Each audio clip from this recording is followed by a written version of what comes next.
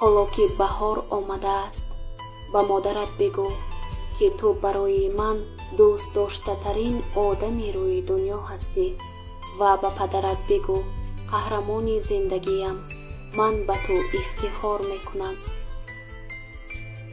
ба бародарат бигӯ, дилам бароят танг шудааст ва ба хоҳарат бигӯ, далели шодии ман ту ҳастӣ.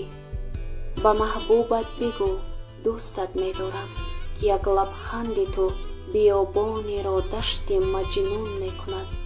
ба дӯстонат бигӯ, қадри тамоми лаҳзаҳое ки канорам будид ва маро дарк кардаидро медонам. шумо сармояҳои зиндагии ман ҳастед.